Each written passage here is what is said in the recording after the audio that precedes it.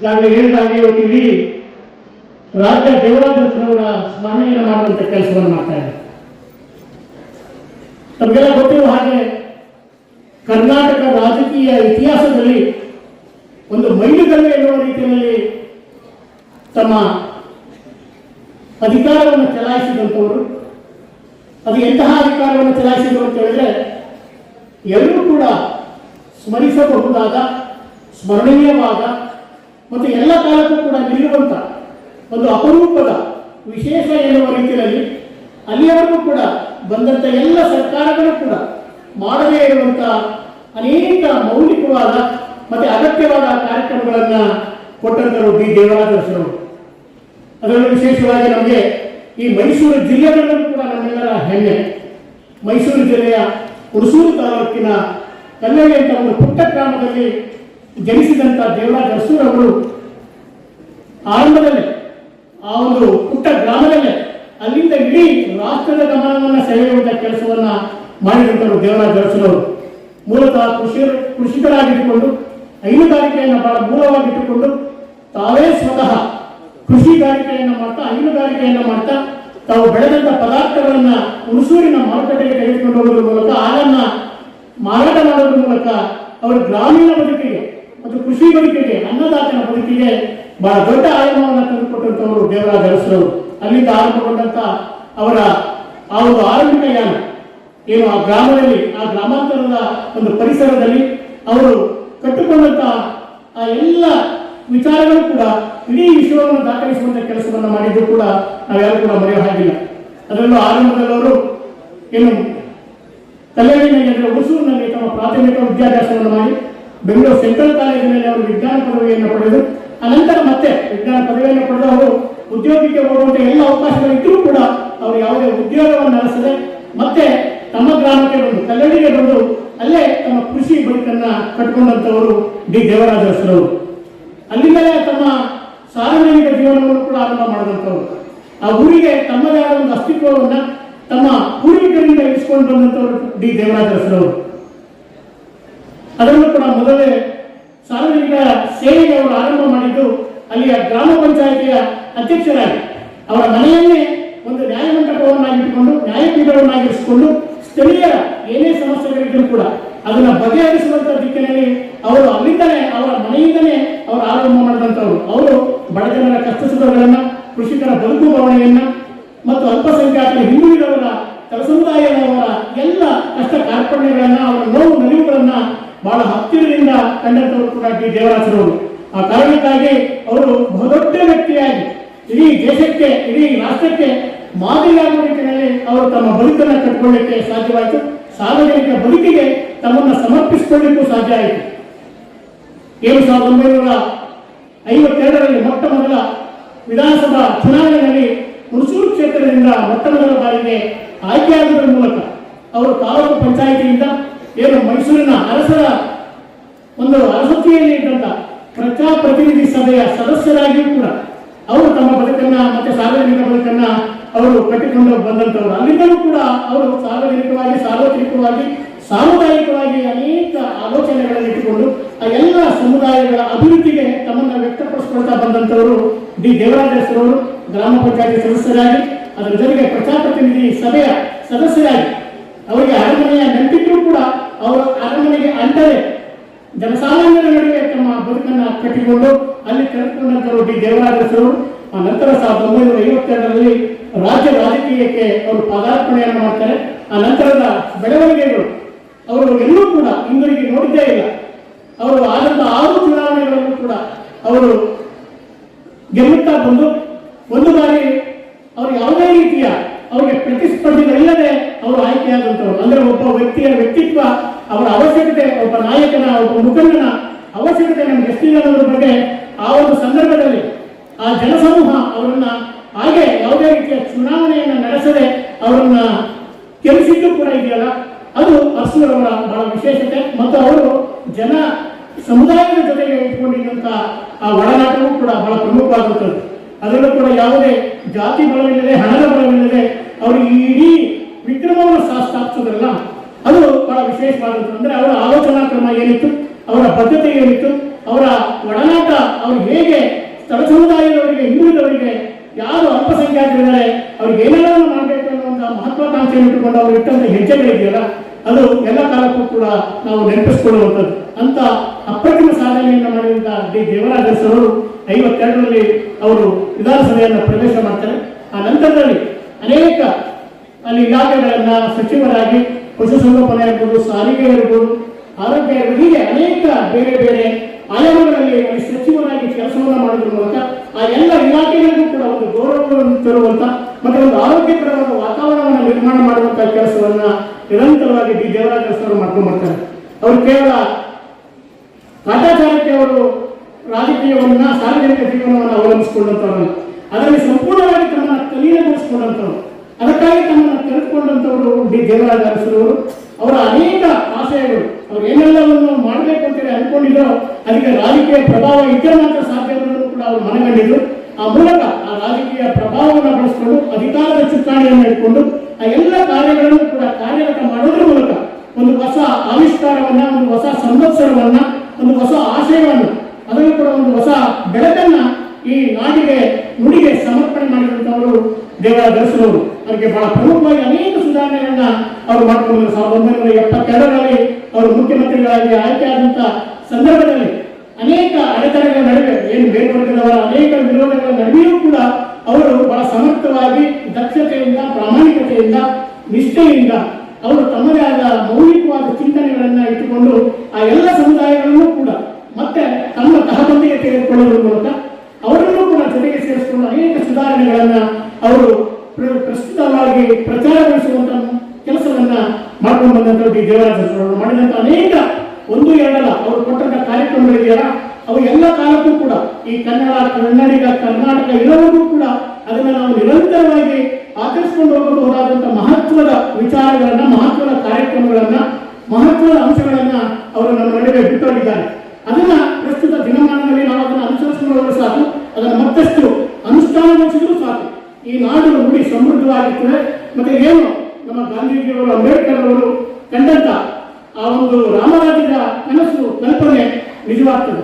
ಅಂತ ಮಹತ್ವದ ಸಾಧನೆಗಳನ್ನ ಮಾಡಿದಂಥವ್ರು ನಮ್ಮ ಡಿ ದೇವರಾಜೇಶ್ವರು ಅವರ ಆಡಳಿತದ ಕೆಲವಾರು ಸುಧಾರಣೆಗಳನ್ನು ಕೂಡ ನಾವು ನೆನಪಿಸ್ಕೊಳ್ಳಲೇಬೇಕಂತದ್ದು ಕೂಡ ಅವರು ಕೊಟ್ಟಂತ ಕಾರ್ಯಕ್ರಮಗಳು ಎಂಥವು, ಅವರು ನಡೆದು ಬಂದ ಹಾದಿಯನ್ನು ಅಷ್ಟೇನು ಹೂವಿನ ಹಾಸಿಗೆ ಆಗಿರಲಿಲ್ಲ, ಆ ಮುಳ್ಳಿನ ಹಾದಿಯಲ್ಲೇ ಅವರು ಹೂವನ್ನು ಬಿತ್ತುವಂತ ಕೆಲಸವನ್ನ ಮಾಡಿದಂಥವ್ರು. ಅದರಲ್ಲಿ ವಿಶೇಷವಾಗಿ ಅವರು ಮೊಟ್ಟ ಮೊದಲನಾಗಿ ಮಾಡಿದಂಥದ್ದು ಇವತ್ತೆಲ್ಲರೂ ಕೂಡ ನಾವು ಏನು ಕರ್ನಾಟಕ ರಾಜ್ಯ ಅಂತ ಇವತ್ತು ನಾವು ಕರಿತಾ ಇದ್ದೇವೋ ಅದು ಮೈಸೂರು ರಾಜ್ಯವಾಗಿದ್ದಂಥ ಒಂದು ಕಾಲಘಟ್ಟ. ಆ ನಂತರದಲ್ಲಿ 1973ರಲ್ಲಿ ಅವರು ಮುಖ್ಯಮಂತ್ರಿಗಳಾಗಿದ್ದಂಥ ಸಂದರ್ಭದಲ್ಲಿ ಅವರು ಕರ್ನಾಟಕ ಎನ್ನುವ ಹೆಸರನ್ನು ನಾಮಕರಣ ಮಾಡೋದ್ರ ಮೂಲಕ ಎಲ್ಲ ಕಾಲಕ್ಕೂ ಕೂಡ ಚಿರಸ್ಥಾಯಿ ಆಗುವಂತ ಹೆಸರನ್ನು ಅಂದ್ರೆ ಅಖಂಡ ಕರ್ನಾಟಕವನ್ನ, ಸಮೃದ್ಧ ಕರ್ನಾಟಕವನ್ನ, ಸದೃಢ ಕರ್ನಾಟಕವನ್ನ ಕಟ್ಟುವಂತ ಒಂದು ಪರಿಕಲ್ಪನೆಯನ್ನ ಇಟ್ಟುಕೊಂಡು ಮಾಡಿರುವಂತದ್ದು ಕೂಡ ಏನು 1956 ನವೆಂಬರ್ 1 ಕರ್ನಾಟಕ ಏಕೀಕರಣವಾಯಿತು. ಎಲ್ಲ ಕನ್ನಡಿಗರು ಕೂಡ ಒಟ್ಟಾಗಬೇಕು, ಮತ್ತೆ ಎಲ್ಲ ಹರಿತಂಚಿದಂತ ಎಲ್ಲ ಪ್ರದೇಶಗಳು ಕೂಡ ಒಗ್ಗೂಡಬೇಕು ಎನ್ನುವಂತ ಒಂದು ಮಹತ್ವಾಕಾಂಕ್ಷೆಯನ್ನು ಇಟ್ಟುಕೊಂಡು ಏಕೀಕರಣಗೊಂಡಂತ ಸಂದರ್ಭದಲ್ಲಿ ಅವತ್ತಿನ ಅಂದಾಜಪ್ಪ ದೊಡ್ಡಮೇಟೆ ಎನ್ನುವ ರೋಣಿ ತಾಲೂಕಿನ ಶಾಸಕರಾಗಿದ್ದಂಥವರು ಅವರು ಬಹು ಹೋರಾಟವನ್ನು 56ರಿಂದ 70ರವರೆಗೂ ಕೂಡ ಅವರು ಕರ್ನಾಟಕ ಅಂತೇಳಿ ನಾಮಕರಣ ಮಾಡಬೇಕಂತ ಒಂದು ದೊಡ್ಡ ಹೋರಾಟವನ್ನು ಮಾಡಿದರು. ಅಲ್ಲಿಯವರೆಗೆ ಬಂದಂತ ಯಾವುದೇ ಮುಖ್ಯಮಂತ್ರಿಗಳು ಕೂಡ ಯಾವುದೇ ಸರ್ಕಾರಗಳು ಕೂಡ ಅದನ್ನು ಅನುಷ್ಠಾನಗೊಳಿಸಲಿಕ್ಕೆ ಸಾಧ್ಯವಾಗಿರಲಿಲ್ಲ. ಆದರೆ 1973ರಲ್ಲಿ ಅಂದ್ರೆ 72ರಲ್ಲಿ ದೇವರಾಜೇಶ್ವರವರು ಮುಖ್ಯಮಂತ್ರಿಗಳಾಗಿ ಆಯ್ಕೆಯಾಗಿ ಬಂದಂತ ಸಂದರ್ಭದಲ್ಲಿ 73ರಲ್ಲಿ ಅದನ್ನ ಸಚಿವ ಸಂಪುಟದಲ್ಲಿ ಅದನ್ನು ತರೋದ್ರ ಮೂಲಕ ಅದಕ್ಕೆ ಬಹುಮತವನ್ನು ತೆಗೆದುಕೊಂಡು 73ರಲ್ಲಿ ಅದನ್ನ ಘೋಷಣೆ ಮಾಡೋದ್ರ ಮೂಲಕ ಕರ್ನಾಟಕ ಎನ್ನುವ ಘೋಷಣೆಯನ್ನು ಮಾಡೋದ್ರ ಮೂಲಕ ಮೈಸೂರು ರಾಜ್ಯವಾಗಿದ್ದಂತ ಈ ನಾಡನ್ನ ಕರ್ನಾಟಕ ಅಂತೇಳಿ ಘೋಷಣೆಯನ್ನ ಮಾಡಿ ಅಲ್ಲಿಂದ ಕರ್ನಾಟಕ ಅಂತೇಳಿ ಎಲ್ಲ ಪ್ರಚಲಿತವಾಗುವಂತಹ ಕೆಲಸವನ್ನ ಮಾಡಿದ್ರು. ಅದರ ಜೊತೆಗೆ ಕನ್ನಡದ ಬಗ್ಗೆ ಅವರು ಎಷ್ಟು ಅಭಿಮಾನ ಇತ್ತು ಅಂತ ಹೇಳಿದ್ರೆ ಕನ್ನಡ ಭಾಷೆ ಆಡಳಿತ ಭಾಷೆಯಾಗಬೇಕು, ಆಡಳಿತದಲ್ಲಿ ಕನ್ನಡ ಅಲ್ಲ ಕನ್ನಡದಲ್ಲೇ ಆಡಳಿತವಾಗಬೇಕೆಂದು ಕೂಡ ದೇವರಾಜೇಶ್ವರರ ಬಹಳ ಪ್ರಮುಖವಾದಂತಹ ಉದ್ದೇಶವಾಗಿತ್ತು. ಅವರಿಗೆ ಬಹುಭಾಷೆಗಳು ಬಂದಿದ್ರು ಕೂಡ ನಮ್ಮ ಮಾತೃಭಾಷೆ, ಈ ನೆಲದ ಭಾಷೆ, ಈ ಮಣ್ಣಿನ ಭಾಷೆ ನಮ್ಗೆ ಆಗ್ಬೇಕನ್ನೋದು ಕೂಡ ಅವರ ಆಶಯವಾಗಿತ್ತು. ಅವರು ಭಾಷೆ ಬೆಳವಣಿಗೆಗಾಗಿ ಕನ್ನಡ ಜನತೆಯ ಜೀವನಾಡಿಯಾದಂಥ ಭಾಷೆ ಬೆಳೆದರೆ ಒಂದು ನಾಡು ಬೆಳೆಯುತ್ತೆ ಎನ್ನುವಂತಹ ಒಂದು ಕನಸನ್ನು ಕೂಡ ಕಟ್ಕೊಂಡಿದ್ರು. ರಾಜ್ಯದ ಎಲ್ಲ ವಿಭಾಗಗಳಲ್ಲೂ ಕೂಡ ಕನ್ನಡ ಆಡಳಿತ ಭಾಷೆಯಾಗಬೇಕು, ಕನ್ನಡದಲ್ಲೇ ಎಲ್ಲ ಸಭೆಗಳು, ನಡಾವಳಿಗಳು ಮತ್ತೆ ಟೀಕೆ ಟಿಪ್ಪಣಿಗಳು ಎಲ್ಲವೂ ಕೂಡ ಕನ್ನಡದಲ್ಲಿ ಆಗಬೇಕು ಅನ್ನೋದು ಕೂಡ ಅವರ ಆಶಯವಾಗಿತ್ತು. ಅದಕ್ಕಾಗಿ ಅನುದಾನಗಳನ್ನು ನೀಡ್ತಾರೆ.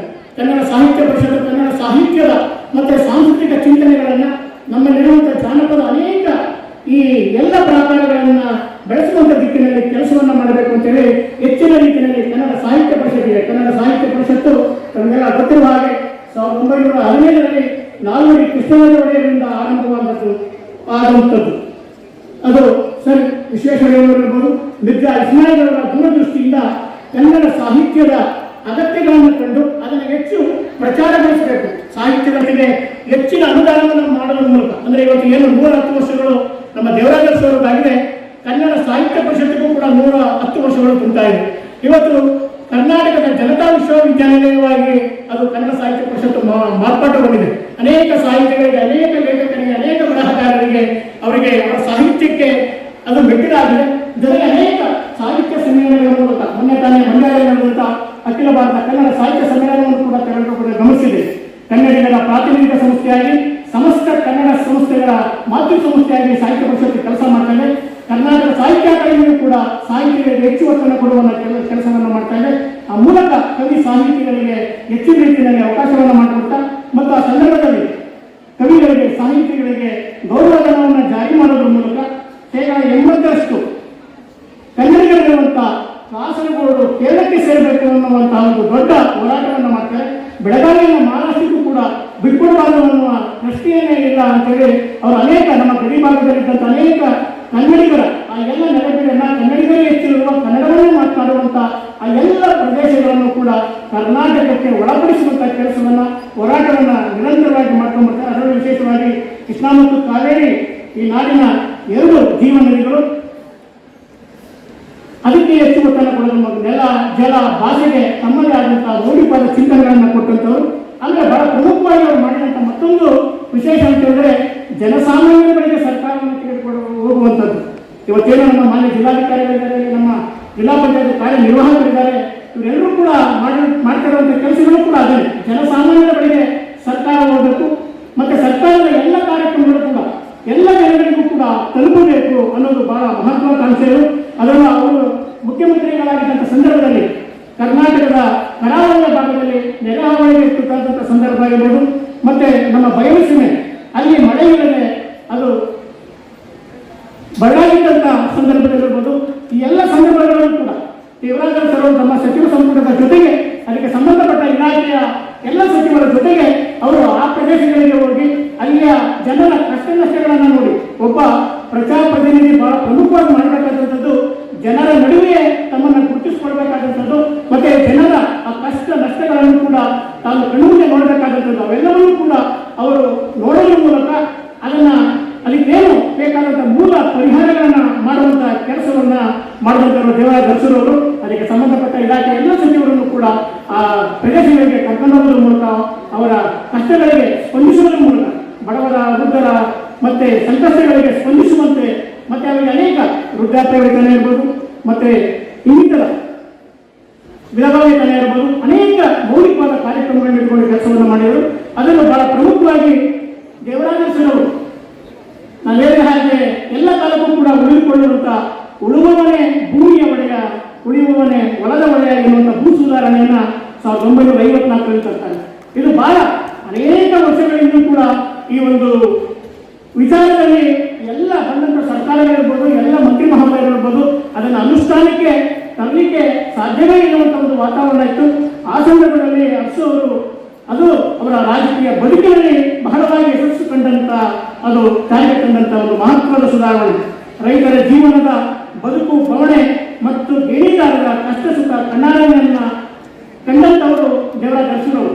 ಅವರು ಮೂಲತಃ ಕೃಷಿಕರಾಗಿಟ್ಟುಕೊಂಡು ಆ ಗ್ರಾಮಾಂತರ ಪ್ರದೇಶದಲ್ಲಿ ತಮ್ಮ ಬದುಕನ್ನು ಕಟ್ಟಿಕೊಂಡು ಆ ಒಂದು ವಲಯದಲ್ಲೇ ಆ ಒಂದು ಪರಿಸರದಲ್ಲೇ ಇವೆಲ್ಲವನ್ನೂ ಕೂಡ ನೋಡ್ತಾ ಬಂದಂಥವರು.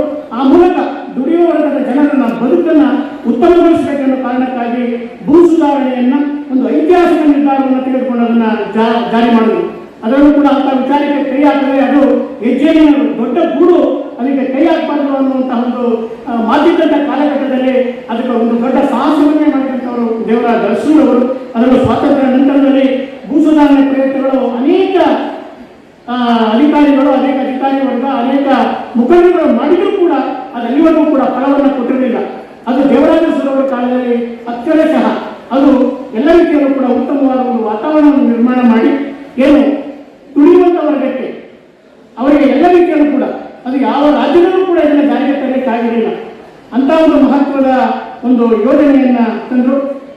ಅದನ್ನು ಶೋಷಣೆ ರಹಿತ ಸಮಾಜ ನಿರ್ಮಾಣ, ಬಡತನ ಸಿರಿತನ ಅಸಮಾನತೆಯ ನಿವಾರಣೆಯಾಗಬೇಕು, ಗ್ರಾಮ ಮತ್ತು ನಗರಗಳ ನಡುವಣ ಒಂದು ಅಂತರಗಳು ಕೂಡ ಕಡಿಮೆ ಆಗಬೇಕು, ಭೂಮಾಲೀಕ ಮತ್ತು ಗೇಣಿದಾರರ ನಡುವೆ ಅಂತರ ಮುಚ್ಚೋದಕ್ಕಾಗಿ 5,000 ವರ್ಷಗಳ ಬಹುದೊಡ್ಡ ಪರಂಪರೆ ಇದ್ದಂಥ ಭೂಮಿ ಮಾಲೀಕತ್ವವನ್ನು ತೊಡೆಯೋದು ಅಷ್ಟು ಸುಲಭ ಸಾಧ್ಯವಾಗಿರಲಿಲ್ಲ.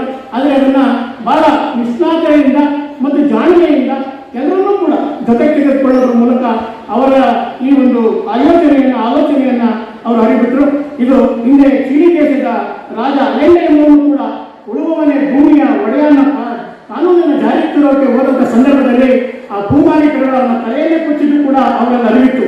ಅಂದ್ರೆ ಇಂಥ ಒಂದು ಮಸೂದೆಯನ್ನ, ಇಂಥ ಒಂದು ಕಾನೂನನ್ನ ತಂದ್ರೆ ಅದು ನನಗೆ ಮುಳುಗಾಗ್ತದೆ ಎಂದು ಕೂಡ ಗೊತ್ತಿದ್ರು. ಆದರೂ ಕೂಡ ಅದು ಯಾವುದನ್ನು ಕೂಡ ಲೆಕ್ಕಿಸಿದೆ, ಯಾವುದೇ ಅಧಿಕಾರಕ್ಕೆ ತಮ್ಮನ್ನು ಅಂಟಿಕೊಳ್ಳದೆ ಸಾರ್ವತ್ರಿಕವಾಗಿ ಸಾರ್ವಜನಿಕವಾಗಿ ನೊಂದವರ ಪಾಲಿಗೆ ಅವರು ಒಂದು ರೀತಿ ಅವರ ಆತ್ಮಬಂಧುವಾಗಿ ಈ ಒಂದು ಇದನ್ನ ಜಾರಿಗೆ ತಂದಂತವರು. ಏನಿತ್ತು ಅಂತ ಹೇಳಿದ್ರೆ ಜಮೀನ್ದಾರಿ ಪದ್ಧತಿಯನ್ನು ಹೋಗಲಾಡಿಸಲು, ಜೀತ ಪದ್ಧತಿಯನ್ನು ನಿರ್ಮೂಲನೆ ಮಾಡೋದು, ಕೃಷಿ ಉತ್ಪಾದನೆಯ ಹೆಚ್ಚಳವನ್ನು ಮಾಡೋದು, ಭೂಮಿ ಇಲ್ಲದವರಿಗೆ ಭೂಮಿ ಹಂಚಿಕೆಯನ್ನು ಮಾಡೋದು, ಬಂಡವಾಳ ಸಾಹಿತ್ಯವನ್ನು ತಡೆಗಟ್ಟುವುದು, ಆರ್ಥಿಕ ಸಮಾನತೆಯನ್ನು ತರುವುದು, ಉದ್ಯೋಗಗಳ ಸೃಷ್ಟಿ ಮತ್ತು ನಿರುದ್ಯೋಗಿಗಳ ಸಮಸ್ಯೆಗಳಿಗೆ ಅವರು ಮುಖಾಮುಖಿಯಾಗುವುದು. ಹೀಗೆ 15 ಲಕ್ಷ ಗೇಣಿದಾರರು ಸ್ವಂತ ಭೂಮಿಯ ಒಡೆತನವನ್ನ ಹೊಂದಲಿಕ್ಕೆ ಬಹಳ ಪ್ರಮುಖವಾಗಿ ಕಾರಣವಾದಂಥದ್ದು ಉಳುವವನೇ ಭೂಮಿಯ ಒಡೆಯ. ಇಂಥ ಬದುಕನ್ನ ಅವರಿಗೆ ಕಟ್ಟಿಕೊಳ್ಳಲಿಕ್ಕೆ ಮಾಡಿದಂತ ಒಂದು ಅನೇಕ ಸುಧಾರಣೆಗಳನ್ನು ತಮ್ಮ ಬದುಕಿನಲ್ಲಿ ತಂದಂಥದ್ದು. ಅದರಲ್ಲೂ ಕೂಡ ಋಣವಾರದಿಂದ ಬಿಡುಗಡೆ ಮಾಡುವಂಥ ಒಂದು ಮಹತ್ವದ ಯೋಜನೆಯನ್ನು ಹಾಕೊಂಡು ತಮಗೆಲ್ಲ ಗೊತ್ತಿದೆ. ಅವತ್ತಿನ ಬಡತನ ಮತ್ತೆ ಸಂಸಾರಗಳ ನಿರ್ವಹಣೆ ಮಾಡುವಂಥ ಸಂದರ್ಭದಲ್ಲಿ ಏನು ಆ ದುರ್ಬಲರು, ಆ ಕೃಷಿಕರು, ದೀನದಲಿತರು ತಮ್ಮ ಬದುಕಿನಲ್ಲಿ ಒಂದು ಮಕ್ಕಳ ಶಿಕ್ಷಣಕ್ಕಾಗಿ, ವಿದ್ಯಾಭ್ಯಾಸಕ್ಕಾಗಿ, ಒಂದು ಮದುವೆಗಾಗಿ, ಒಂದು ಮನೆಯನ್ನು ಕಟ್ಟುವುದಕ್ಕಾಗಿ ಏನು ಉಳ್ಳವರ ಆಶ್ರಯವನ್ನು ಪಡೆಯುವಂತ, ಅಂದರೆ ಸಾಲವನ್ನು ಮಾಡುವಂತ, ಅದಕ್ಕೆ ಪೂರಕವಾಗಿ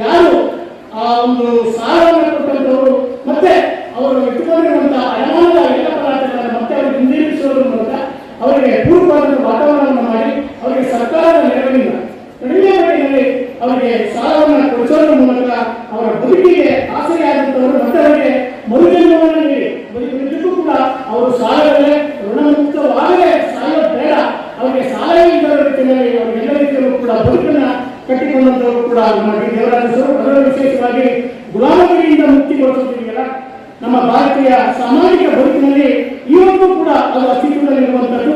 ಅಂತ ಅತೀತ ಪದ್ಧತಿ ಒಂದು ಸಾಮಾಜಿಕ ಜಾಡ್ಯ, ಅದೊಂದು ಅನಿಷ್ಟ ಅಂತ ಒಂದು ಕಾಲಘಟ್ಟ, ಅದೊಂದು ಅಂತ ಒಂದು ವಿಚಾರದಲ್ಲಿ ಅದರಲ್ಲೂ ಕೂಡ ಮನುಷ್ಯರನ್ನ ಪ್ರಾಣಿಗಳಿಗೂ ಕೂಡ ಕಡೆಯಾಗಿ ನಡೆಸಿಕೊಳ್ಳುವಂತಹ ಒಂದು ಈ ಮೌಢ್ಯತನ, ಈ ಒಂದು ಅನಿಷ್ಟತನ, ಇದನ್ನ ಹೋಗಲಾಡಿಸಲಿಕ್ಕೂ ಕೂಡ ಅನೇಕ ಅವರ ವಿಚಾರಗಳನ್ನ ಇಟ್ಟುಕೊಂಡು ಅದರ ಮೂಲಕ ಕಾನೂನಾತ್ಮಕವಾಗಿ ಅಂದ್ರೆ ಒಬ್ಬ ಜೀತದಾರಗೆ ಒಬ್ಬ ಮಗ ಸೇರಿದ್ರೆ ಅವರಿಂದ ಒಂದು ಹಣವನ್ನು ಪಡ್ಕೊಂಡು ಅವನ ನಂತರ ಅವನ ಮಗ ಹೀಗೆ ಇಡೀ ಅವರ ಬದುಕೆ ಅವರ ಮನೆಯಲ್ಲಿ ಜೀತದಾರಾಗಿ ತಮ್ಮ ಬದುಕನ್ನು ಸಲ್ಲಿಸುವಂತ ಅವರು ಹಾಕುವಂತ ಒಂದಷ್ಟು ಊಟವನ್ನ ಎಲ್ಲ ಒಂದು ಕಡೆ ಕೊಡುಗೆಯಲ್ಲಿ ಮಲಗುವಂತ ಈ ಒಂದು ಕಾಲಘಟ್ಟದಲ್ಲಿ ಅನೇಕ ಈ ವಿಚಾರಗಳನ್ನು ಇಟ್ಟುಕೊಂಡು ಸಾಲ ಅವರಿಗೆ ಗುಲಾಮಗಿರಿಯಿಂದ ಮುಕ್ತಿಗೊಳಿಸುವಂತ ಕೆಲಸವನ್ನು ಕೂಡ ಮಾಡುವಂತವರು ಕೂಡ ನಮ್ಮ ದೇವರಾಜರು. ಅದರಲ್ಲೂ ಕೂಡ ಸಾಹಿತ್ಯ ಕ್ಷೇತ್ರದಲ್ಲಿ ಕೂಡ ಒಂದು ಹೊಸ ಸಂಚಲನವನ್ನು ಉಂಟು ಮಾಡಿದ್ರು.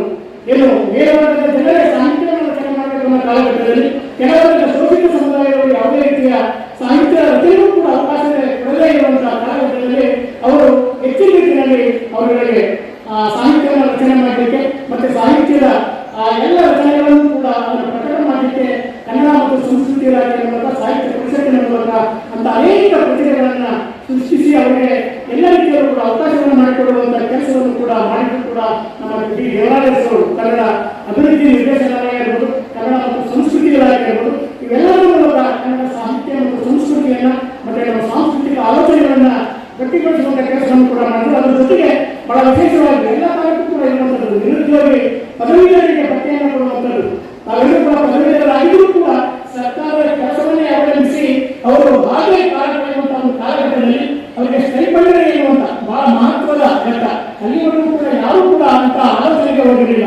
ಅವರಿಗೆ ಕೆಲಸ ಸಿಗುವವರೆಗೂ ಕೂಡ ಅವರಿಗೆ ಸ್ಟೈಪಂಡ್ ಅಂತೇಳಿ ಅವರ ಸ್ವಂತ ಖರ್ಚಿಗಾಗಿ ಅವರಿಗೆ ಹಣ ಕೊಡುವಂತ, ಆ ನಂತರದಲ್ಲಿ ಅವರಿಗೆ ಬೇರೆ ಬೇರೆ ಇಲಾಖೆಗಳಲ್ಲಿ ಸ್ಟೈಪಂಡ್ ಮೂಲಕ ಅವರಿಗೆ ಕೆಲಸವನ್ನು ಕೊಡುವ, ಅವರನ್ನೇ ಅಲ್ಲಿ ಕಾಯಂಗೊಳಿಸುವಂತ ಅನೇಕ ಆಲೋಚನೆಗಳನ್ನು ಇಟ್ಟುಕೊಂಡು 50,000 ನಿರುದ್ಯೋಗ ಮಹಿಳೆಯರಿಗೆ ಅವರು ನಿರುದ್ಯೋಗಿಗಳಿಗೆ ಈ ಯೋಜನೆಯ ಫಲಾನುಭವಿಗಳಾಗಿ ಮತ್ತು ವಿದ್ಯಾರ್ಥಿ ಯುವಕರಿಗೆ ಎಲ್ಲ ರೀತಿಯಲ್ಲೂ ಕೂಡ ಅವಕಾಶವನ್ನು ಮಾಡಿಕೊಟ್ಟ ಅವರನ್ನ ಸ್ವಯಂ ಉದ್ಯೋಗಿಗಳನ್ನಾಗಿ ಮಾಡುವಂತ ಮತ್ತೆ ಅವರು ಕೃಷಿಯನ್ನು ಅವಲಂಬಿಸುವಂತ ಅನೇಕ ಕಾರ್ಯಕ್ರಮಗಳನ್ನ ಆಲೋಚನೆಗಳನ್ನ ಆಯೋಜನೆಗಳನ್ನ ಕೊಟ್ಟಂತರು. ಒಬ್ಬ ಜನಪ್ರತಿನಿಧಿ ಏನೆಲ್ಲ ಮಾಡಬಹುದು, ಏನೆಲ್ಲವನ್ನು ಕೊಡಬಹುದು, ಒಂದು ನಾಡಿನ ಒಂದು ರಾಷ್ಟ್ರದ ಅಭಿವೃದ್ಧಿಯಲ್ಲಿ ಏನೆಲ್ಲ ಮಾಡಬಹುದು ಅನ್ನೋದಕ್ಕೆ ಮಾದರಿಯಾಗಿದ್ದಂಥವರು ಡಿ ದೇವರಾಜರು. ಇವತ್ತಿನ ರಾಜಕಾರಣಿಗಳು ಕೂಡ ಅವರ ಮಾರ್ಗವನ್ನೇ ಅನುಸರಿಸಿದ್ರೆ ಏನು ಗಾಂಧಿಯವರ ಕಂಡಂತ ಕನಸೇನೆ ರಾಮಾಯಣದ ಪರಿಕಲ್ಪನೆ ಇವತ್ತು ಕೂಡ ಅದು ನಾವು ಕಾಣಬಹುದಾಗಿದೆ. ಅದರಲ್ಲೂ ವಿಶೇಷವಾಗಿ ನಿವೃತ್ತಿ ವಯಸ್ಸನ್ನು ಕೂಡ ಕಡಿತಗೊಳ್ಳಗೊಳಿಸಿದಂಥವರು ಅಂದ್ರೆ 55 ಇದ್ದಂತ ಆ ಸಂದರ್ಭದಲ್ಲಿ 55 ವರ್ಷಕ್ಕೆ ನಿಚ್ಚೋದ್ರ ಮೂಲಕ ಏನು ನಿರುದ್ಯೋಗಿಗಳಿಗೆ ಅವಕಾಶಗಳ ಗೊತ್ತಿದೆ. ಏನು 60 ವರ್ಷ ಇವತ್ತು ವೃದ್ಧರ ಸಂಖ್ಯೆ ಹೆಚ್ಚಾಗ್ತಿರೋ ಕಾಲಘಟ್ಟದಲ್ಲಿ ಎಲ್ಲೂ ವೃದ್ಧರಿಗೆ ಅವರ ಬದುಕನ್ನ ಕಟ್ಟಿಕೊಳ್ಳಿಕ್ಕೆ ಸಾಧ್ಯವಾಗ್ತಿರೋ ಒಂದು ಕಾಲಘಟ್ಟದಲ್ಲಿ ಅವರಿಗೆ ವೃದ್ಧಾಪ್ಯ ವೇತನ ಕೊಡೋದ್ರ ಮೂಲಕ ಅವರು ಯಾರನ್ನೂ ಕೂಡ ಅವಲಂಬಿಸದೆ ಅವರ ಬದುಕನ್ನ ಅವರು ಸಾಕಷ್ಟು ಮಟ್ಟಿಗೆ ಕಟ್ಟಿಕೊಳ್ಳಿಕ್ಕೂ ಕೂಡ ಅವಕಾಶವನ್ನು ಮಾಡಿಕೊಟ್ಟದ್ದು ಕೂಡ ನಮ್ಮ ಡಿ ದೇವರಾಜರವರ ಪ್ರಮುಖ ಸಾಧನೆಗಳಲ್ಲಿ ಬಹಳ ಪ್ರಮುಖವಾದಂಥದ್ದು. ಇಷ್ಟೆಲ್ಲದರ ಜೊತೆಯೂ ಕೂಡ ಇನ್ನೂ ಕೂಡ ನಮ್ಮನ್ನು ಬಾಧಿಸುತ್ತಿದ್ದು ಮಲಾವರುವ ಪದ್ಧತಿ. ಅದು ಎಲ್ಲ ಕಾಲಕ್ಕೂ ಕೂಡ ಏನು ಮೇಲ್ವರ್ಗದವರ ಜನರ ಮಲವನ್ನು ಹೊರುವಂತ ಆ ಅಸ್ಪೃಶ್ಯರು ಏನಿದ್ದಾರೆ ಅವರುಗಳಿಗೆ ಬಹಳ ಪೂರಕವಾದಂಥ ಅವರಿಗೆ ಒಂದು ಹೊಸ ಬದುಕನ್ನು ಕಟ್ಕೊಳ್ಳೋದಕ್ಕೆ, ಒಂದು ಹೊಸ ಬೆಳಕನ್ನು ಕಾಣಲಿಕ್ಕೆ, ಒಂದು ಆಶಾದಾಯಕವಾದ ಬದುಕನ್ನು ಕಟ್ಕೊಳ್ಳಿಕ್ಕೆ ಬಹಳ ಪ್ರಮುಖವಾದಂಥದ್ದು ಮಲವರುವ ಪದ್ಧತಿಯನ್ನ ನಿಷೇಧ ಮಾಡೋದ್ರ ಮೂಲಕ, ಅದು ಪರಂಪರಾನುಗತವಾಗಿ ಆ ಕಾಲದಿಂದ ಕೂಡ ಬಂದಂಥದ್ದು. ಅದನ್ನು ನಿಷೇಧವನ್ನು ಮಾಡೋದ್ರ ಮೂಲಕ ಮತ್ತೆ ಅವರಿಗೆ ಪೌರ ಕಾರ್ಮಿಕರನ್ನಾಗಿ ಮಾಡೋದ್ರ ಮೂಲಕ ಮತ್ತೆ ಅವರಿಗೆ ಕಾಯಂ ನೌಕರಿಯನ್ನು ಕೊಡೋದ್ರ ಮೂಲಕ ಅವರ ಬದುಕಿಗೆ ಒಂದು ಆಸರೆಯನ್ನಾದರೂ ಅವತ್ತಿನ ದಿನ ಬಸವಲಿಂಗಪ್ಪನವರು ಪೌರಾಡಳಿತ ಸಚಿವರಾಗಿದ್ದಂಥ ಸಂದರ್ಭದಲ್ಲಿ ಅವರ ಜೊತೆಗೂಡಿ ಈ ಮಲಾವರುವ ಪದ್ಧತಿಯನ್ನು ನಿಷೇಧ ಮಾಡೋದ್ರ ಮೂಲಕ ಒಂದು ಹೊಸ ಅಧ್ಯಾಯವನ್ನು ಬರೆದು ಒಂದು ಸುವರ್ಣಾಕ್ಷರದಲ್ಲಿ ಚರ್ಚಿಸಬಹುದಾದಂಥ ಅದೊಂದು ಬಹಳ ಮಹತ್ವದ ವಿಚಾರ. ಅದರಲ್ಲೂ ಬಹಳ ವಿಶೇಷವಾಗಿ ಮೀಸಲಾತಿಯನ್ನು ತಂದಂಥದ್ದು ನಮ್ಮ ಡಿ ದೇವರಾಜ ಸರ್ ಬಹಳ ಪ್ರಮುಖವಾದ ಸಾಧನೆ. ಅರಸು ಅವರು ಜಾರಿಗೆ ತಂದ ಮತ್ತೊಂದು ಪ್ರಗತಿಪರ ಯೋಜನೆ ಅಂದರೆ ಅದು ಹಾವು ವರದಿ. ಇಡೀ ನಾಡಿನ ಬಹುಸಂಖ್ಯಾತ ಜನ ಸಾವಿರಾರು ವರ್ಷಗಳಿಂದ ಸಾಮಾಜಿಕತೆಯ ಅಸಮಾನತೆಯ ಅಡಿಯಲ್ಲಿ ನೊಂದುಬೆಂದು ಬಸವಳಿದು ಬಂದಿದ್ದಂಥವರು ಅರಸರ ಕಾಲದಲ್ಲಿ ಮೇಲ್ಜಾತಿಗಳನ್ನು ಬಿಟ್ಟು ಉಳಿದ ಅಲ್ಪಸಂಖ್ಯಾತ ಹಿಂದುಳಿದ ವರ್ಗ ಜಾತಿಯ ಜನರಿಗೆ 50% ಮೀಸಲಾತಿಯನ್ನು ಜಾರಿಗೆ ತಂದವರು ದೇವರಾಜ ಅರಸುರವರು. ಹಿಂದುಳಿದ ವರ್ಗ ಮತ್ತು ಜನಾಂಗಗಳ ಆರ್ಥಿಕ ಸಾಮಾಜಿಕ ಸ್ಥಿತಿಗತಿಯ ಸುಧಾರಣೆಗೆ ಅರಸರು ತಂದ ಹಾವು ವರದಿ ಬಹಳ ಪ್ರಮುಖವಾದಂಥದ್ದು. ಮತ್ತು ಏನು ಲಕ್ಷ್ಮಣ್ ಜಿ ಹಾವೂರವರು ಅವರು ಕೊಟ್ಟಂತ ವರದಿಯನ್ನು ಯಥಾವತ್ತಾಗಿ ಜಾರಿಗೆ ತರೋದ್ರ ಮೂಲಕ ಇವತ್ತು ನಾವೆಲ್ಲರೂ ಕೂಡ ಗಮನಿಸ್ತಾ ಇದ್ದೀವಿ. ಎಷ್ಟೆಲ್ಲ ವರದಿಗಳು ಬಂದಿದ್ರೂ ಕೂಡ ಆ ಸರ್ಕಾರಗಳು ಆ ವರದಿಗಳನ್ನು ಜಾರಿ ಮಾಡಲಿಕ್ಕೆ ಸಾಧ್ಯವಾಗ್ತಾ ಇಲ್ಲ. ಅಂಥ ಕಾಲಘಟ್ಟದಲ್ಲಿ ಈ ಮೀಸಲಾತಿ ಎನ್ನುವಂಥ ಒಂದು ಮಹತ್ವದ ವರದಿಯನ್ನು ಅದು ಯಥಾವತ್ತಾಗಿ ಅದನ್ನು ಜಾರಿಗೆ ತರೋದ್ರ ಮೂಲಕ ಹಿಂದುಳಿದ ವರ್ಗಗಳ ಪಾಲಿಗೆ ಒಂದು ರೀತಿ ಭಗವದ್ಗೀತೆ ಎನ್ನಬಹುದಾದಂಥ ಒಂದು ಹಾವೂರು ವರದಿಯನ್ನು ಅದನ್ನು ಯಥಾವತ್ತಾಗಿ ತರೋದ್ರ ಮೂಲಕ ಮತ್ತು ಲೋಹಿಯಾರವರ ಪೆರಿಯಾರವರು ಏನು ಅವರು ಹೋರಾಟದ ಹಾದಿಗಳನ್ನು ತಮ್ಮ ಬದುಕಲ್ಲೂ ಕೂಡ ಅಳವಡಿಸಿಕೊಳ್ಳೋದ್ರ ಮೂಲಕ ಒಂದು ಸೈದ್ಧಾಂತಿಕ ನಿಲುವನ್ನು ಹೊಂದಿದ್ದಂಥವರು ಹಿಂದುಳಿದ ವರ್ಗಗಳ ಅಭಿವೃದ್ಧಿಗೆ ಅವರ ಶಿಕ್ಷಣ ಮತ್ತು ಮೀಸಲಾತಿಗೆ ಅವರ ಮಕ್ಕಳಿಗೆ ಹಾಸ್ಟೆಲ್ಗಳನ್ನು ನಿರ್ಮಿಸಿ ಕನ್ನಡ ನಾಡಿನ ಅಭಿವೃದ್ಧಿಯ ಅಧಿಕಾರವಾದರೂ ಕೂಡ ಡಿ ದೇವರಾಜ ಅರಸು. ಅದರ ಜೊತೆಗೆ ಬಡವರಿಗೆ ನಿವೇಶನವನ್ನು ಸೂರನ್ನು ಕೊಡುವಂಥ ಅಂದರೆ ಎಲ್ಲ ವ್ಯವಸ್ಥೆಗಳಲ್ಲೂ ಕೂಡ ಒಬ್ಬ ಮನುಷ್ಯನ ಬದುಕನ್ನು ಕಟ್ಕೊಳ್ಳಿಕ್ಕೆ ಅವನು ಒಂದು ಮೌಲಿಕವಾಗಿ ತನ್ನ ಬದುಕನ್ನು ಜೀವಿಸಲಿಕ್ಕೆ ಏನೆಲ್ಲ ಆಗಬೇಕು ಅನ್ನೋದ್ರ ಬಗ್ಗೆ ಬಹಳಷ್ಟು ಅವರು ಆಲೋಚನೆಗಳನ್ನು ಬಹಳಷ್ಟು ದೂರ ದೃಷ್ಟಿಯನ್ನು ಕಂಡಿದ್ದಂಥವರು. ಬಡವರಿಗೆ ನಿವೇಶನಗಳಾಗಬೇಕು, ಅವರಿಗೆ ಇರಲಿಕ್ಕೆ ಒಂದು ಸೂರನ್ನು ಒದಗಿಸಬೇಕು ಅನ್ನೋ ಕಾರಣಕ್ಕಾಗಿ ಅವರು ಗ್ರಾಮೀಣ ಪ್ರದೇಶದಲ್ಲಿ ಹುಟ್ಟಿ ಬಂದವರಾದ್ರಿಂದ ಅವರಿಗೆ ಆ ಎಲ್ಲ ಬಡವರ ಸಂಕಷ್ಟಗಳು ಕೂಡ ಗೊತ್ತಿತ್ತು. ಒಂದು ಮನೆಯನ್ನು ಹೇಗೆ ನಿರ್ಮಿಸ್ಕೊಳ್ಬೇಕು ಅನ್ನೋದ್ರ ಬಗ್ಗೆ, ಒಂದು ಜಾಗವನ್ನು ಅವ್ರಿಗೆ ಕೊಡೋದ್ರ ಬಗ್ಗೆ ಅದಕ್ಕೆ ಹಲವಾರು ಆಲೋಚನೆಗಳನ್ನು ಇಟ್ಟುಕೊಂಡು ಇಡೀ ಕರ್ನಾಟಕದಾದ್ಯಂತ ಆಯಾ ಜಿಲ್ಲಾಗಳಲ್ಲಿ ಜಿಲ್ಲಾ ಅಭಿವೃದ್ಧಿ ನಗರಾಭಿವೃದ್ಧಿ ಪ್ರಾಧಿಕಾರಗಳನ್ನು ಮಾಡೋದ್ರ ಮೂಲಕ ಅದರ ಮೂಲಕ ನಿವೇಶನದ ಜೊತೆಗೆ ಅವರಿಗೆ ಮನೆಯನ್ನು ಕಟ್ಕೊಳ್ಳಿಕ್ಕೆ ಬಹಳ ಕಡಿಮೆ ಬಡ್ಡಿ ದರದಲ್ಲಿ ಅವರಿಗೆ ಸಾಲವನ್ನು ಒದಗಿಸುವಂಥ ಕೆಲಸಗಳನ್ನು ನಿರಂತರವಾಗಿ ಮಾಡೋದ್ರ ಮೂಲಕ ಅವರಿಗೆ ಎಲ್ಲ ಕಾಲಕ್ಕೂ ಕೂಡ ಒಂದು ಬದಲಾವಣೆಯ ಪರ್ವವನ್ನೇ ಸೃಷ್ಟಿ ಮಾಡಿದಂಥವರು ಡಿ ದೇವರಾಜ ಅರಸು. ಜೊತೆಗೆ ಕುಡಿಯುವ ನೀರು ಮತ್ತು ಒಳಚರಂಡಿ ವ್ಯವಸ್ಥೆಗಳು ಹೇಗಿರಬೇಕು ಅನ್ನೋದ್ರ ಬಗ್ಗೆ ಒಂದು ಸುಭದ್ರವಾದ ಒಂದು ಬುನಾದಿಯನ್ನು ಹಾಕೊಟ್ಟಂಥವರು.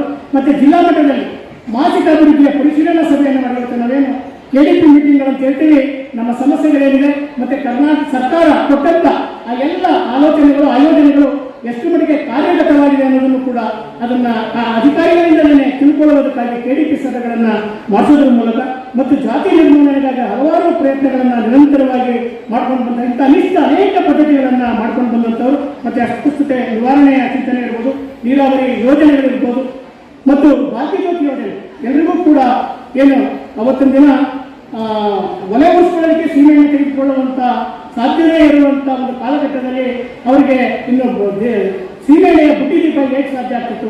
ಅವರಿಗೆ ಮನೆಗಳಿಗೆ ಒಂದೊಂದು ಬಲ್ಪನ್ನು ನೀಡುವುದರ ಮೂಲಕ ಅವರಿಗೆ ಬಾಕಿ ಜ್ಯೋತಿ ಯೋಜನೆಯ ಮೂಲಕ ಆ ಮಕ್ಕಳಿಗೆ ಶಿಕ್ಷಣವನ್ನು ಕಲಿಯಿರ್ಬೋದು, ಅವರಿಗೆ ಬೇರೆ ಬೇರೆ ಅವರಿಗೆ ಅದನ್ನು ಅಳವಡಿಸಿಕೊಳ್ಳುವಂಥ ದಿಕ್ಕಿನಲ್ಲಿ ಅನೇಕ ಆಯೋಜನೆಗಳನ್ನು ಇಟ್ಟುಕೊಂಡು ದೇವರಾಜ ಅರಸುರವರು ಈ ಸಮೃದ್ಧ ಕರ್ನಾಟಕವನ್ನು, ಅಖಂಡ ಕರ್ನಾಟಕವನ್ನು ಮತ್ತೆ ಸಂಪತ್ಭರಿತವಾದ ಕರ್ನಾಟಕವನ್ನು ಮಾಡಲಿಕ್ಕೆ ಸಾಧ್ಯ ಆಯಿತು. ಎಲ್ಲ ಆಲೋಚನೆಗಳು ಕೂಡ ನಾನು ಯಾವಾಗಲೂ ಕೂಡ ಹೇಳುವಂಥ ಮಾತು, ಪ್ರಸ್ತುತ ದಿನಮಾನದಲ್ಲಿ ಇವತ್ತಿನ ಯುವ ರಾಜಕಾರಣಿಗಳು ಏನಿದ್ದಾರೆ, ಇವತ್ತು ರಾಜಕೀಯ ಚುಕ್ಕಾಣಿಯನ್ನು ನೀಡುವಂಥ ಏನಿದ್ದಾರೆ, ಅವರೆಲ್ಲರೂ ಕೂಡ ಇಂಥ ಆಲೋಚನೆಗಳನ್ನು ಅವರು ಅಳವಡಿಸಿಕೊಳ್ಳೋದ್ರ ಮೂಲಕ ಭವ್ಯ ಕರ್ನಾಟಕವನ್ನು, ಭವ್ಯ ಭಾರತವನ್ನು ಕಾಣಲಿಕ್ಕೆ ಸಾಧ್ಯವಾಗ್ತದೆ. ಅದರಲ್ಲೂ ಕೂಡ ಇಷ್ಟೆಲ್ಲ ಸಾಧನೆಯನ್ನು ಮಾಡಿದಂಥ ದೇವರಾಜ ಅರಸುರವರ ಪ್ರತಿಮೆಯೂ ಕೂಡ ಮೈಸೂರು ಜಿಲ್ಲೆಯಲ್ಲಿ ಆಗಬೇಕು ಅಂತೇಳಿ ದೇವರಾಜ ಅರಸು ಪ್ರತಿಮೆ ಪ್ರತಿಷ್ಠಾನ ಹಲವಾರು ವರ್ಷಗಳಿಂದ ಹೋರಾಟವನ್ನು ಮಾಡಿ ಈಗ ದೇವರಾಜ ಅರಸುರವರ ಪ್ರತಿಮೆ ಈಗ ನಮ್ಮ ನೂತನ ಜಿಲ್ಲಾಧಿಕಾರಿಗಳ ಕಚೇರಿ ಮುಂದೆ ಈಗ ಆವರಣ ಆಗಲಿಕ್ಕೆ ಅದು ಸಿದ್ಧವಾಗಿ ನಿಂತಿದೆ. ಅದರ ಮೂಲಕ ಇವತ್ತಿನ ಮಕ್ಕಳಿಗೆ ಆ ದೇವರಾಜ ಅರಸುರವರ ಚಿಂತನೆಗಳು, ಅವರು ಕೊಟ್ಟಂಥ ಕಾರ್ಯಕ್ರಮಗಳು, ಅವರು ಹೇಳಿದಂಥ ವಿಚಾರಗಳು ನಮಗೆಲ್ಲ ಕಾಲಕ್ಕೂ ಕೂಡ ನಮ್ಮ ಮನೆಗಳಲ್ಲಿ ಇರಬೇಕು. ಆ ಮೂಲಕ ಒಂದು ಸಮೃದ್ಧಿಯ ಬದುಕನ್ನು, ಒಂದು ಸೌಹಾರ್ದಯುತವಾದ ಬದುಕನ್ನು, ಒಂದು ಭಾವೈಕ್ಯವಾದಂಥ ಒಂದು ಜೀವನವನ್ನು ಕಂಡುಕೊಳ್ಳಲಿಕ್ಕೆ ಸಾಧ್ಯ ಆಗ್ತದೆ. ಅದರ ಏನು ಮುಂದಿನ ದಿನಗಳಲ್ಲಿ ಈಗಾಗಲೇ ಜಿಲ್ಲಾಧಿಕಾರಿಗಳು ಕೂಡ ಹೇಳಿದ್ದಾರೆ, ನಮ್ಮ ಮಾನ್ಯ ಮುಖ್ಯಮಂತ್ರಿಗಳೇ ಏನು ಸಮಾಜವನ್ನು ಮತ್ತೆ ದೇವರಾಜ ಅರಸುರವರ ಚಿಂತನೆಗಳನ್ನು ಕೂಡ ಪ್ರಸ್ತುತ ಸರ್ಕಾರವೂ ಕೂಡ ಅದನ್ನು ಮುಂದುವರಿಸಿಕೊಂಡು ಹೋಗ್ತಾರೆ. ಕಾಲಘಟ್ಟದಲ್ಲಿ ಇವತ್ತು ಏನು ಸನ್ಮಾನ್ಯ ಸಿದ್ದರಾಮಯ್ಯವರು ಕೊಟ್ಟಂತೆ ಎಲ್ಲ ವಿಚಾರಗಳು ಕೂಡ ಇವತ್ತು ವಿಶ್ವಮಾನ್ಯವಾಗ್ತಾ ಇದೆ ಅನ್ನೋದು ಕೂಡ ತಮಗೆಲ್ಲ ಗೊತ್ತಿದೆ. ಬೇರೆ ಬೇರೆ ರಾಜ್ಯಗಳು ಕೂಡ ನಮ್ಮ ಏನಿಲ್ಲ ಸರ್ಕಾರಗಳ ಕಾರ್ಯಕ್ರಮಗಳನ್ನು ನಮ್ಮ ಆಯೋಜನೆಗಳನ್ನು ಆಲೋಚನೆಗಳನ್ನು ಬೇರೆ ಸರ್ಕಾರಗಳು ಕೂಡ ಇವತ್ತು ಅಳವಡಿಸಿಕೊಳ್ಳುವಂಥ ದಿಕ್ಕಿನಲ್ಲಿ ನಮ್ಮಲ್ಲಿ ಎಲ್ಲ ಕಾರ್ಯಕ್ರಮಗಳು ಕೂಡ ನಡೀತಿದೆ. ಅದು ಸಮಾಜದ ಆಶಯವನ್ನು ಇಟ್ಕೊಂಡು ಎಲ್ಲ ಕಾರ್ಯಕ್ರಮಗಳು ನಡೀತಾ ಇದೆ. ಅದ್ರ ಜೊತೆಗೆ ಇವತ್ತು ಹಿಂದುಳಿದ ವರ್ಗಗಳ ಕಲ್ಯಾಣ ಇಲಾಖೆಯೂ ಕೂಡ ಇಂಥ ಎಲ್ಲ ಕಾರ್ಯಕ್ರಮಗಳನ್ನು ಜನರಿಗೆ ತಲುಪಿಸುವಂಥ ಕೆಲಸವನ್ನು ಮಾಡ್ತಾ ಇರುವಂಥ ಕಾಲಘಟ್ಟದಲ್ಲಿ ಇವತ್ತು 110ನೇ ಜನ್ಮದಿನಾಚರಣೆಯನ್ನು ಇವತ್ತು ನಾವೆಲ್ಲರೂ ಕೂಡ ಇಲ್ಲಿ ಆಚರಿಸ್ತಾ ಇದ್ದೇವೆ. ದೇವರಾಜ ಅರಸುರವರು ನಿರಂತರವಾಗಿ ಅವರು ಎಲ್ಲ ಕಾಲಕ್ಕೂ ಕೂಡ ಸ್ಮರಣೀಯವಾದಂಥ ವ್ಯಕ್ತಿತ್ವವನ್ನು ಉಳಿಸೋಗಿದ್ದಾರೆ. ಆ ಹಾದಿಯಲ್ಲಿ ಇವತ್ತು ವಿದ್ಯಾರ್ಥಿಗಳು ತಾವೆಲ್ಲರೂ ಕೂಡ ಸೇರಿದಿರಿ. ಇವತ್ತು ನಿಮ್ಮ ಶಿಕ್ಷಣಕ್ಕಿರ್ಬೋದು, ನಿಮ್ಮ ವಸತಿ ನಿಲಯ ಇರ್ಬೋದು, ಇವೆಲ್ಲವೂ ಕೂಡ ಅವರು ಕೊಟ್ಟಂಥ ಅವರ ಆಲೋಚನೆಗಳು ಆಯೋಜನೆಗಳು ಎಲ್ಲರೂ ಕೂಡ ಶಿಕ್ಷಿತರಾಗಬೇಕು ಅನ್ನೋ ಅವರ ಆಲೋಚನೆ ಇತ್ತಲ್ಲ, ಅದು ಇವತ್ತು ಸಾರ್ಥಕವಾಗಿದೆ. ಆ ದಿಕ್ಕಿನಲ್ಲಿ ಅವರ ವಿಚಾರಗಳನ್ನು ನಾವು ಮುಂದುವರಿಸ್ಕೊಂಡು ಹೋಗೋಣ ಅಂತ ಈ ಸಂದರ್ಭದಲ್ಲಿ ಹೇಳ್ತಾ 4 ವಿಚಾರಗಳನ್ನು ತಮ್ಮ ಜೊತೆ ಹಂಚಿಕೊಳ್ಳಲಿಕ್ಕೆ ಅವಕಾಶ ಮಾಡಿಕೊಟ್ಟಂತ ಎಲ್ಲರಿಗೂ ಕೂಡ ವಂದಿಸಿ ನನ್ನ ಮಾತಿಗೆ ವಿರಾಮವನ್ನು ಹೇಳ್ತೇನೆ. ಜೈ ಹಿಂದ್, ಜೈ ಕನ್ನಡ. ಮಲೆನಾಡಿನ ಧೀಮಂತ ಶಕ್ತಿ ದೇವರಾಜ ಅರಸರವರ ಸಾಧನೆ ಶ್ರೇಷ್ಠತೆ ಸಮುದ್ರದಷ್ಟು ಆಳ, ಸಮುದ್ರದಷ್ಟು ವಿಸ್ತಾರ. ಆದರೆ ನಿಗದಿತ ಸಮಯದಲ್ಲೇ ನಮಗೆ ಅತ್ಯುತ್ತಮ ಪರಿಚಯವನ್ನ ಮಾಡಿಕೊಟ್ಟಂತಹ ಅವರ ಒಂದು ಶ್ರೇಷ್ಠತೆಯನ್ನ ನಮ್ಮೊಟ್ಟಿಗೆ ಹಂಚಿಕೊಂಡಂತಹ ಶ್ರೀ ಚಂದ್ರಶೇಖರ್ ಸರ್ ಅವರಿಗೆ ಧನ್ಯವಾದಗಳನ್ನು ಅರ್ಪಿಸ್ತಾ ಇದ್ದೀನಿ. ಒಂದು ಜೋರಾದ ಚಪ್ಪಾಳೆ ಕೊಡಲೇಬೇಕು. ಹಾಗೆ ನಮ್ಮ ಇಂದಿನ ಕಾರ್ಯಕ್ರಮಕ್ಕೆ ಮೈಸೂರು ಮಹಾನಗರ ಪಾಲಿಕೆಯ ಉಪಾಯುಕ್ತರಾದಂತಹ ಸನ್ಮಾನ್ಯ ಶ್ರೀ ಸೋಮಶೇಖರ್ ಸರ್ ಅವರು ಆಗಮಿಸಿದ್ದಾರೆ. ಅವರಿಗೂ ಕೂಡ ನಾನು ಸ್ವಾಗತವನ್ನು ಕೋರ್ತಾ ಇದ್ದೇನೆ. ನಮ್ಮ ಕಾರ್ಯಕ್ರಮದಲ್ಲಿ ಉಪಸ್ಥಿತರಿದ್ದು ನಮ್ಮ ಕಾರ್ಯಕ್ರಮಕ್ಕಾದ ಯಶಸ್ಸಿಗೆ ಕಾರಣೀಭೂತರಾದಂತಹ ಗೌರವಾನ್ವಿತ ನಮ್ಮೂರಿನ ಜಿಲ್ಲಾಧಿಕಾರಿಗಳಾದಂತಹ ಸನ್ಮಾನ್ಯ ಶ್ರೀ ಲಕ್ಷ್ಮೀಕಾಂತ್ ರೆಡ್ಡಿ ಸರ್ ಅವರು ಹಾಗೂ ಜಿಲ್ಲಾ ಪಂಚಾಯತ್ನ ಮುಖ್ಯ ಕಾರ್ಯನಿರ್ವಹಣಾಧಿಕಾರಿಗಳಾದಂತಹ ಶ್ರೀ ಎಸ್ ಯೋಗೇಶ್ ಕುಮಾರ್ ಸರ್ ಅವರು ತಮ್ಮ ತುರ್ತು ಕಾರ್ಯದ ನಿಮಿತ್ತ ಅವರು ತೆರಳುತ್ತಾ ಇರೋದ್ರಿಂದ ಸರ್ ಅವರಿಗೆ ನಾನು ಧನ್ಯವಾದಗಳನ್ನು ಅರ್ಪಿಸ್ತಾ ಇದ್ದೀನಿ ಸರ್. ಹಾಗೆ ಅವರಿಗೆ ನಮ್ಮ ಚಂದ್ರಶೇಖರ್ ಸರ್ ಅವರಿಗೆ ಗೌರವ ಸಮರ್ಪಣೆಯನ್ನ ಸನ್ಮಾನ್ಯ ಶ್ರೀ ಜಿಲ್ಲಾಧಿಕಾರಿ ಸರ್ ಅವರು ನಡೆಸ್ಕೊಡ್ಬೇಕಾಗಿದೆ.